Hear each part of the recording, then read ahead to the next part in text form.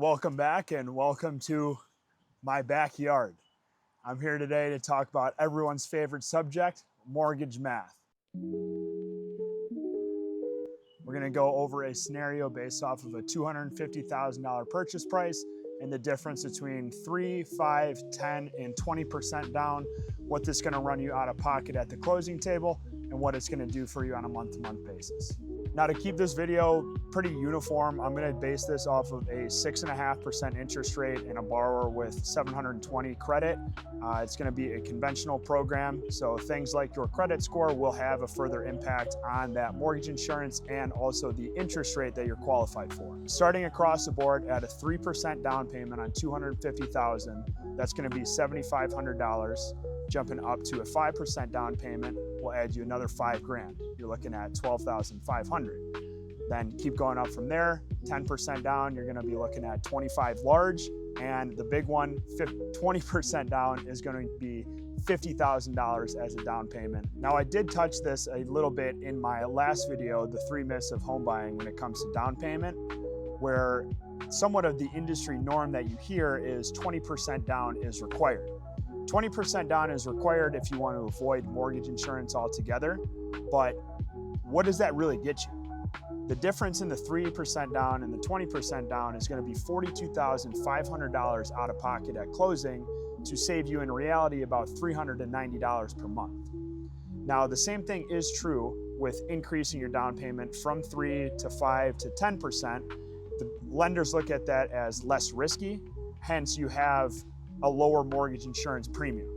So you'll see that drop the more skin in the game that you have with your down payment. Now, the last key thing to remember about mortgage insurance is it's not permanent. It will automatically fall off once you hit 78% of your initial loan to value.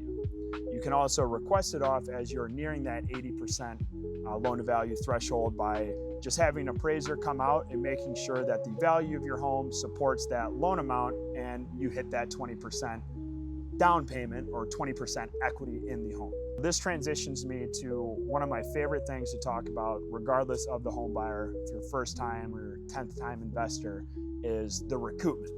How long is it going to take me to make up my initial investment based off of how much I'm saving per month? And the widest gap here, the 3% versus the 20% down, it would take you about 9 to 10 years to recoup that initial $42,500 extra based off of that $390 monthly savings. You just take the dollar spent divided by the monthly difference, and that shows you how long you would need to stay in that same loan to recoup on that investment. Now, to quickly wrap this up, I'll go through what I can do in my head, and I definitely don't have propped up in the lower right-hand corner, or I guess left-hand corner for you guys, is the actual numbers that you'll see.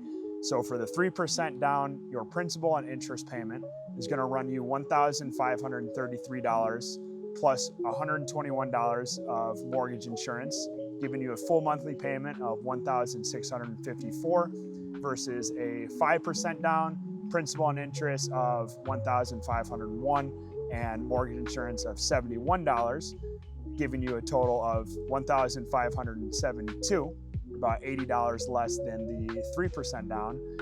Going to the 10%, your principal and interest will be $1,422 plus $49 worth of mortgage insurance, running you before taxes and insurance $1,471.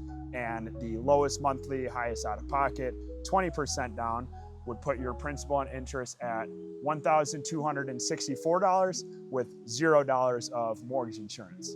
Again, these are all without your tax and insurance. That's going to depend on the property, on the area. But long story short, at the end of the day, there is no universal answer. Different borrowers will fall into different categories based off of their timeline, based off of their goals, based off of their dollar out of pocket goals and their monthly goals. And that's the conversation that I love to have.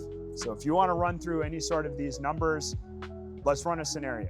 Give me a call, shoot me a text, email, DM me on any one of these platforms. But I got to say, thank you so much for tuning in. Thank you to all my past, present, and future clients for getting me this, man. I couldn't be happier to be where I'm at, and it's because of this career. So stay tuned.